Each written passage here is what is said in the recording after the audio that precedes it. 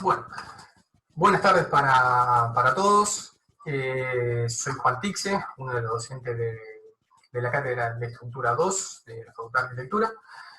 Y lo que vamos a ver hoy en esta grabación del teórico es un ejemplo del desarrollo del método Bael mediante losas continuas, ¿bien? Que es en donde se aplica el método.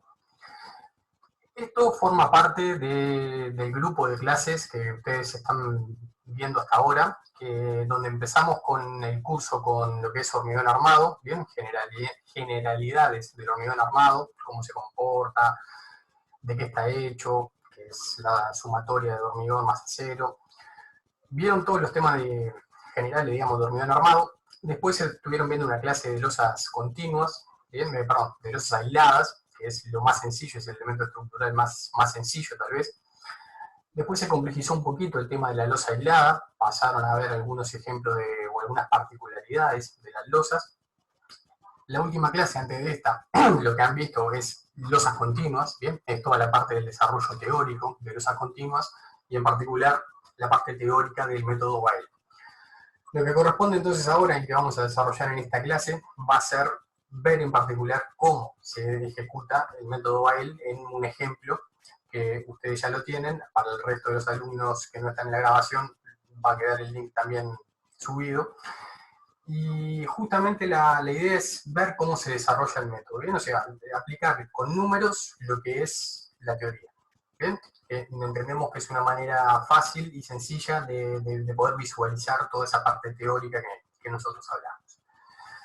Dicho esto, vamos a ver cuáles son los 4 puntos que vamos a ver a lo largo de la clase. Bien, primero vamos a hacer una presentación de qué, del ejercicio que vamos a desarrollar. Presentado el ejercicio, vamos a organizar las armaduras. Ustedes acuérdense que parte del método, o parte de lo que nosotros hacemos en este curso, es organizar primero las armaduras, ¿bien? Sin saber nada, sin tener ningún valor de diámetros, ni de separaciones, ni de espesor de losa. Nosotros en primera instancia ponemos las armaduras, ¿bien? Sabemos que esas armaduras parten de un criterio de simplicidad y demás, que lo vamos a desarrollar un poquito más adelante, pero es importante que entiendan que primero ponemos las armaduras, ¿no? Y después hacemos el resto de los números. Una vez que tengamos organizadas las armaduras, vamos a pasar a la parte de determinar los coeficientes, de ver qué son esos coeficientes que han visto en la clase anterior, determinarlos, ¿bien? Y podemos ubicar en el ejercicio. Una vez que tenemos esos coeficientes, eso nos habilita a determinar cuáles son los momentos, ¿bien? ¿Qué momentos? Los que le llamamos momentos finales, que lo vamos a ver más adelante también en la clase. Definidos los momentos, ya sabemos a qué está solicitada entonces esa losa y podemos proceder al dimensionado final de las armaduras. ¿Por qué digo dimensionado final? Porque vamos a obtener los diámetros, ¿bien? Y la separación. Recuerden que las armaduras ya las tenemos colocadas desde el punto 2.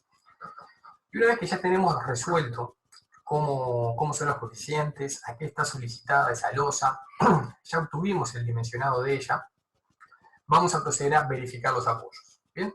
Y fíjense que cambia un poquito, ya no voy a estar dimensionando los apoyos, sino que lo que voy a hacer va a ser verificar los apoyos. Y ese cambio de término, que parecería una simplicidad, es importante porque no voy a calcular el apoyo en sí, sino que lo que voy a hacer va a ser verificar los apoyos, ¿bien? Y en particular aquellos apoyos que corresponden. Bien, estos son los 4 puntos entonces que vamos a ver en la clase de hoy. Y empecemos con lo que es la presentación. Bien, en la presentación ustedes tienen, en la pantalla ustedes están viendo ahora un entrepiso cualquiera, bien, ustedes pongan el programa de arquitectura arriba que ustedes quieran, pero es un entrepiso que está compuesto por 8 losas, bien, una de ellas, que es la losa número 5, está en posición descendida con respecto a lo que son las otras. ¿En qué puede ser una posición descendida? Lo que ustedes ya conocen, por ejemplo, un baño, bien, que nos sirve para pasar toda la sanitaria en ese descenso de losa que hacemos. ¿Qué más vamos a decir de este ejercicio, de este entrepiso? Que esta planta forma parte de una planta tipo de un bloque de viviendas, ¿bien? La carga que le vamos a poner a las losas, que están en posición normal, ¿bien? Es de 600 Dan por metro cuadrado, ¿de acuerdo? 600 Dan se aproxima a 600 kilos. Y para las losas descendidas particular para la 5, vamos a aplicarle 900 Dan por metro cuadrado. ¿Bien? Estos son valores que ustedes ya vienen manejando, que lo pueden tomar de distintos puntos, ya sea una simplicidad o simplificaciones que obtienen en portables y ábacos, o calculando uno a uno los elementos que conforman ese cerramiento. ¿Bien? ¿Qué hormigón vamos a usar en este caso? Se decidió por un hormigón C20, que lo que nos dice es que es un hormigón de 200 con una resistencia característica, ¿bien? Lo que le llamamos FCK, de 200 Dan por centímetro cuadrado. Y vamos a usar un acero de dureza natural 500, que lo que se traduce eso es en un acero de resistencia característica, o FIK, igual a 5000 Dan por centímetro cuadrado. ¿Bien? O sea, son datos que ustedes ya vienen manejando hasta ahora, tanto en los teóricos que los han visto como en los prácticos. ¿Qué vamos a hacer para poder aplicar el método Bael? Primero tenemos que ver cuáles son las condiciones para que ese método sea aplicable. ¿Bien? El método justamente es un posible método de cálculo. No es el único, no es la única verdad, existen varios. Este es uno, ¿bien? De los métodos, no es que los otros estén mal, ni mejor, ni peor, este es uno, que nosotros nos inclinamos por él y se lo damos, ¿bien? Pero que para poderlo aplicar existen algunas condiciones, ¿de acuerdo? O sea, no puedo tomar cualquier método para calcular cualquier cosa, sino que siempre van a existir algunas limitantes. En particular, este método tiene las siguientes condiciones que se tienen que cumplir, ¿bien?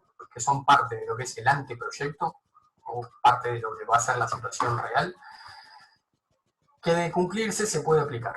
Y en caso de que alguna de ellas no se cumpla, no se podría aplicar este método en particular. ¿Bien? Son 4 los elementos que me establece que son propios de lo que es el proyecto. ¿Bien? O sea, el proyecto en su globalidad. Me refiero a la albañilería y a la estructura. ¿Qué nos dice? Que todas las losas tienen que tener la misma altura. Después vamos a desarrollar un poquito por qué es eso. La fisuración no va a ser perjudicial. ¿Bien? La carga eventual va a estar, la carga permanente va a ser menor a 2 veces la carga gravitacional, ¿bien? Y la sobrecarga de uso tiene que estar por debajo de los 500 Dan por metro cuadrado. Lo último que este método nos dice es que tiene que existir continuidad material, ¿bien? Continuidad material ¿entre quién? Entre una losa y otra, ¿bien? ¿Cómo se determina esa continuidad material? Si cuando nosotros hacemos el estudio llegamos a la conclusión de que entre los bordes de la losa existe más de un 60% de contacto. ¿Bien? Eso es importante distinguir lo que es la continuidad material, ¿bien? Que se da con estos valores, de lo que vamos a ver más adelante que es la continuidad numérica. ¿Bien? Esa continuidad numérica nosotros somos los que se la vamos a otorgar. La continuidad material parte de lo que es el anteproyecto. ¿De acuerdo? Que todas las losas tengan la misma altura. Esto ustedes ya lo vieron en el teórico, que parte de suponer que todas las inercias son iguales o al menos son relativamente parecidas. ¿Bien? Eso nos habilita a hacer ciertas simplificaciones en los cálculos. ¿Bien?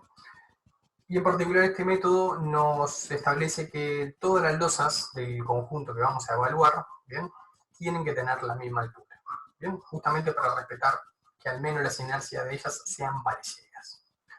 ¿Cómo determinamos ese espesor de las losas? ¿Bien? O sea, el alto que va a tener. Ustedes ya vieron que lo podemos determinar, o mejor dicho, predimensionar a través de lo que son las tablas UNIT. ¿Bien? Mejor dicho, a través de las tablas que contiene la norma UNIT 1050, que es la de hormigón armado, que ustedes tienen en la pantalla abajo a la derecha. ¿Bien? Que nos establece ciertos criterios de si la losa está armada en una dirección o en ambas direcciones, y dentro de cada una de las dos columnas posibles, ya sea de armado en una dirección o en ambas direcciones, nos establece distintos modelos o esquemas estructurales y nosotros tenemos que definir cuál vamos a utilizar. Ustedes saben que a lo largo del curso todas nuestras losas en principio van a ser consideradas aisladas y simplemente apoyadas. ¿Bien? ¿En qué se traduce? En que de ambas tablas, para el caso de este ejercicio, donde todas cumplen la condición de que están armadas en ambas direcciones, ¿bien?, a excepción de la losa 4, Nos vamos a basar entonces en la columna B, la columna de la derecha, y dentro de los esquemas estructurales va a corresponder el primero, ¿bien? El de una losa simplemente apoyada. El resto de los esquemas no corresponden a relaciones con losas, ¿bien? Por irme al otro extremo. El último ejemplo que ven en la tabla columna B, que aparece un rayado perimetral, no es que esa losa esté en contacto con otras, ¿bien? Ese rayado lo que me está diciendo es que es el modelo de empotramiento en todos sus lados, ¿bien? Dicho esto, vamos a estar en la columna B, en el modelo, en el esquema estructural de una losa simplemente apoyada y aislada, ¿bien? Por ende corresponde el factor de 50 que vemos en la tabla, ¿bien?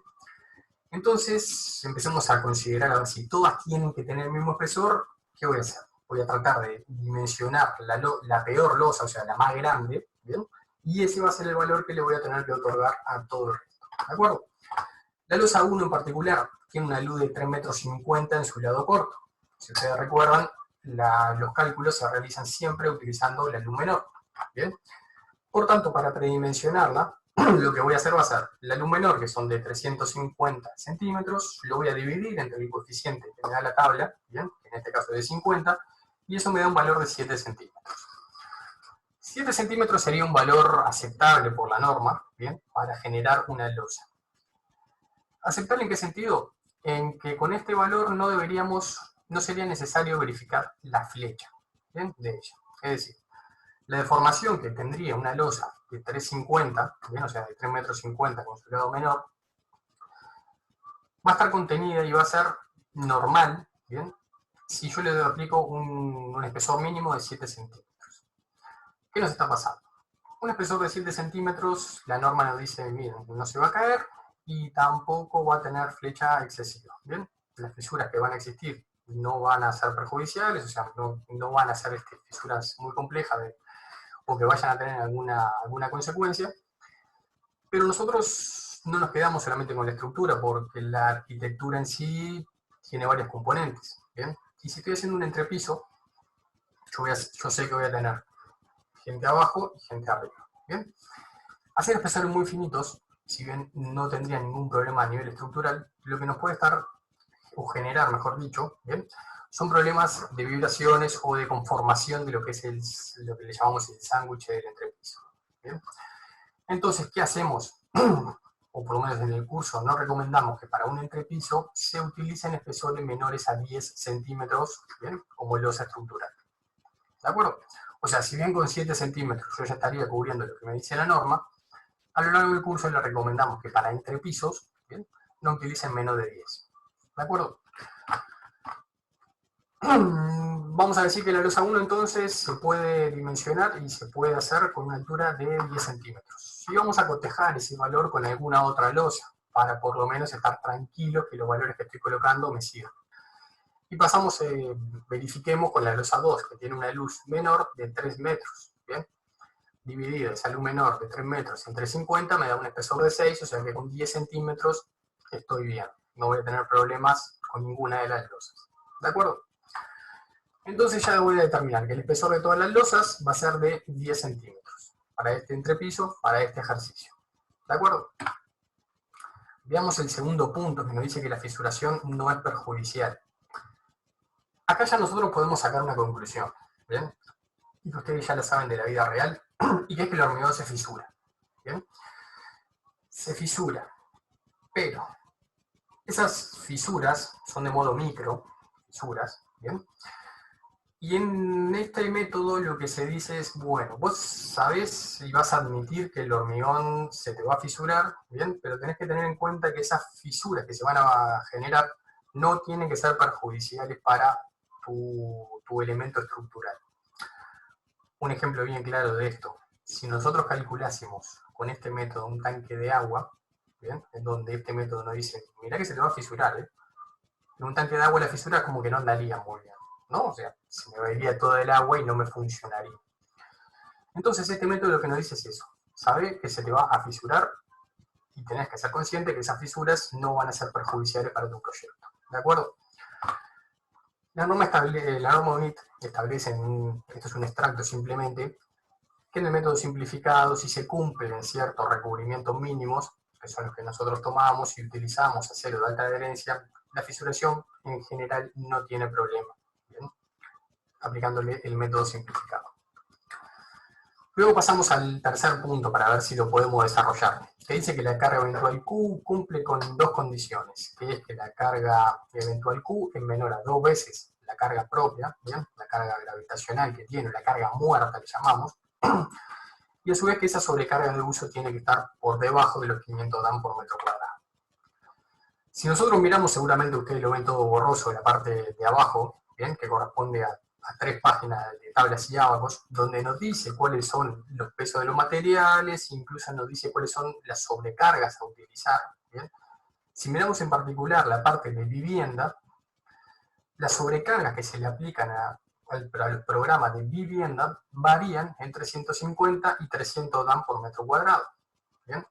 Por ende cumpliríamos sobrado de estar por debajo de los 500 Dan por metro cuadrado. Bien.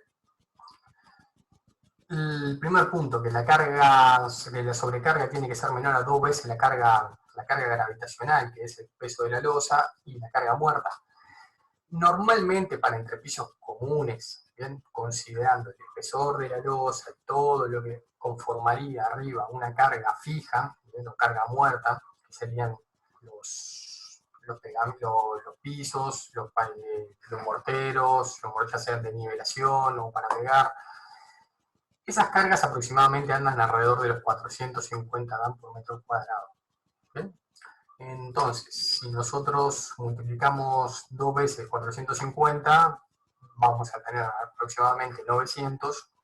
Si lo evaluamos con una sobrecarga de uso de 300, estamos cumpliendo ambas condiciones. ¿De acuerdo? Y el último punto para poderse aplicar este método es que tiene que existir continuidad material entre una losa, que va a ser la que yo voy a estar evaluando, con respecto a la vecina. ¿Bien? ¿Cómo voy a saber si tiene continuidad material? Con lo que me dice en el texto, que es que el borde en común que tengan ambas losas, ¿bien? Va a tener que tener en contacto entre sí al menos un 60% de la losa que yo estoy parado. ¿Bien? Lo vamos a ver más adelante con números. ¿A qué nos referimos? A lo siguiente. Si en el ejercicio le hacemos un zoom y empezamos a considerar la losa 1 con la losa 2, ¿bien? Y queremos saber a ver si tiene o no, si existe esa continuidad material, ¿bien? Bueno, evaluamos. ¿Y qué hacemos entonces? Si la losa 2, ¿bien? Yo quiero evaluar la losa 1 con respecto a la losa 2, recuerda. Si la losa 2 tiene 3 metros, ¿bien? De desarrollo en común con los 407 que tiene la losa 1, yo podría decir que mi losa 2, ¿bien? Tiene un 74% de contacto con respecto a la losa 1. ¿De acuerdo? Por ende estaría por encima de ese 60% que me pide el método. ¿Bien? Entonces puedo decir que se está cumpliendo esa condición. Un ejemplo en el que no se cumpla esa condición podría resultar si yo evalúo la losa 4 con la losa 7. ¿Bien? La losa 7 tiene 4,33 metros en el borde que comparte con la losa 4. Pero la losa 4, ¿bien? No comparte los 4,33 metros, sino que comparte con la losa 7 1,07 metros. ¿Bien? Entonces, si yo opero, ¿bien? Y divido la luz de la losa 4 con respecto al borde común que tiene con la losa 7, ¿bien? Me estaría dando que está en el orden de un 25% lo que comparte. Ese 25% claramente es inferior a lo que me piden, que es un 60%. Entonces, en estos casos, en donde no exista continuidad material, que se la estoy dando con los números, ¿bien? O sea, con las relaciones, no se va a aplicar el método Weyl. ¿Bien? Que no se aplique no quiere decir que anula todo el ejercicio, sino que para estas condiciones vamos a ver qué es lo que pasa. ¿De acuerdo? Si hay dudas hasta acá, lo que les pido es que levanten, o sea, que se saquen el silencio del micrófono y me consulten, porque por algún motivo ahora perdí el chat. ¿Bien? Les pido disculpas. Bien, habiendo presentado entonces el ejercicio, cuáles son las condiciones de aplicación, que obviamente para el ejercicio se van a cumplir, si no, no tendría sentido la clase, pasemos a lo que es la organización de armaduras. ¿Bien? ¿Y qué vamos a decir de esa organización de armaduras? Va a partir del criterio general que ustedes han visto hasta ahora. ¿Bien? ¿Cuál es ese criterio general? Es el de tener toda la barra por debajo, ¿bien? Es decir, en la cara inferior de la losa, pero con la particularidad de que cada 2 varillas, la tercera, ¿bien? Yo le voy a estar levantando y haciéndole pasar por la cara superior de la losa. ¿Bien? Ustedes ya saben que nuestro modelo de cálculo es el de una losa simplemente apoyada y aislada. Eso nos genera que todas las tracciones estén en la cara inferior. Por tanto, yo podría disponer todas las armaduras en la cara inferior, ¿bien? Que sería parte muy sencillo de realizar en obra, que es parte del método, de la facilidad constructiva. Pero ¿qué nos pasa? Cuando vamos a la realidad, ¿bien? Y siempre nosotros tenemos que estar jugando entre el modelo y la realidad, nos encontramos con que existe una interacción entre la losa y su elemento de apoyo, ya sea viga, como en este caso, o muro. Si yo llevo la viga, ¿bien? Veo que mi losa no gira tan libremente como en mi modelo. ¿Por qué no gira tan libremente? Porque tiene un elemento que le impide ese giro, que es la viga. ¿Bien? ¿Y eso qué me genera? Que al no girar libremente, se generen unas ciertas tracciones en la cara superior de la losa hacia los apoyos. ¿Bien? Y por eso la norma me hace corregir un poco mi modelo, ¿bien? Y me dice, bueno, a partir de la facilidad constructiva, ok, de hacer toda la barra por abajo. Pero tenés que respetar de que un 33%, ¿bien?, de esas barras que están en la cara inferior, cuando llego a los apoyos las tengo que tener en la cara superior. ¿De acuerdo? Un 33% es lo mismo que dividir algo entre 3, ¿bien? O sea, 1 entre 3 da 0,33, que es el 33% que me establece la norma. ¿Bien? Sabíamos cuánto se levantaban, bien, esas varillas. Sabíamos que se levantaban a 1/5 de la luz menor, lo que vemos como dimensión A. ¿Bien? Y sabemos que pasan 1/4 de la luz menor de la losa que entra, que es lo que ustedes tienen graficado como B en el dibujo. ¿De acuerdo? Partiendo de este criterio, que es el criterio general de armado, yo ya puedo disponer todas mis varillas, ¿bien? Que es lo que ustedes están viendo ahora en la pantalla. Toda la varilla sin saber cuál va a ser su diámetro ni su separación, yo ya las puedo determinar, ¿bien? Y es lo que tienen graficado ahí. Y ahora vamos a ver cómo se aplica a los números. Si yo tomo la losa, creo que esta es la 6, ¿bien? Si yo me paro en la losa 6, y sé que se dobla una de cada 3 a 1/5 de la luz menor, ¿bien? Lo que tengo que hacer simplemente es hacer cuentas. Pararme en la losa que estoy considerando, que en este caso es la 6, ¿bien?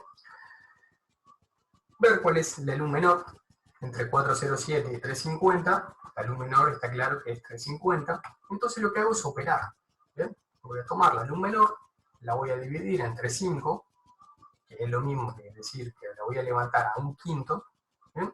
Y eso me está dando un valor de 70. Esos 70, que son centímetros, es lo que ustedes ven graficado y recuadrado en la parte naranja. ¿De acuerdo?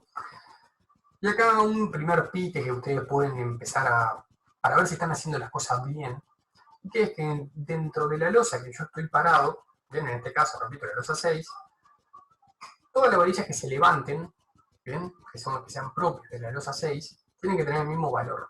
Si no tienen el mismo valor es porque estoy haciendo algo mal, o porque me confundí ya sea de ubicar el número, o porque hice alguna cuenta que no corresponde. ¿De acuerdo?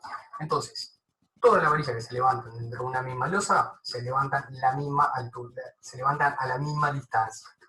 ¿A la misma distancia de quién? Del eje del apoyo. ¿Bien?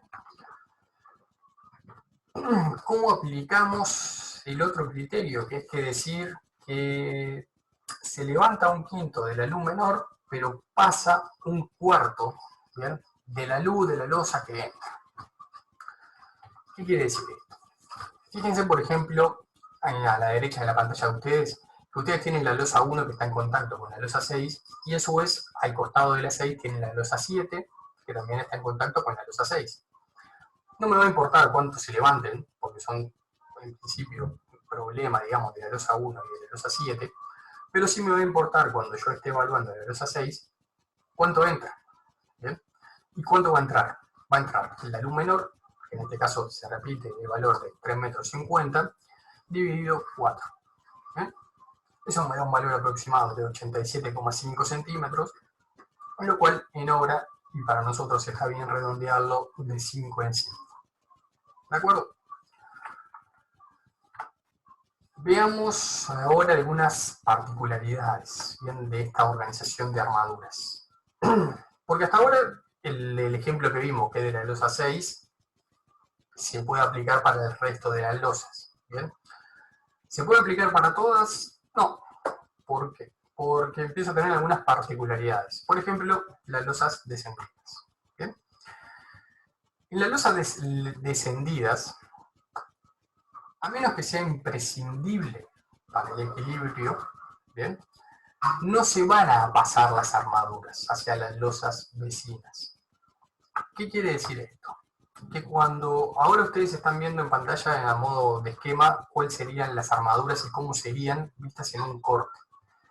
Y es que en el caso de las losas de izquierda y de derecha, que están en un nivel superior de lo que sería mi losa del baño, ¿bien?, las armaduras de las losas vecinas se van a comportar con el criterio general, ¿bien?, de levantarse a un quinto de la luz menor, pero no van a ingresar a la losa del baño.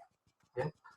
Y la losa del baño se va a tener sus criterios generales, de levantarse una de cada 3 a un quinto de la luz menor, pero tampoco va a pasar hacia las vecinas. ¿Por qué? Porque el equilibrio en este caso, en tener 2 vigas al menos en los costados, está resuelto. ¿Bien?